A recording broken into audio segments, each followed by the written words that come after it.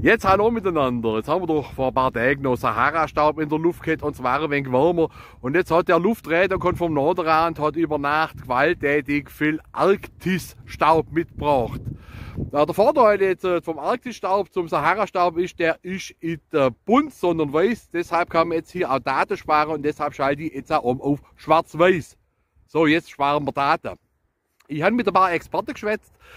Dieser Arktisstaub ist gar gefährlich, weil er bis zu fast 100% aus Wasser besteht. Ja, nur bis zu fast 100%, weil es ist auch noch ein wenig Dreck drin aus der Luft, wo dieser Arktisstaub mit reinbringt.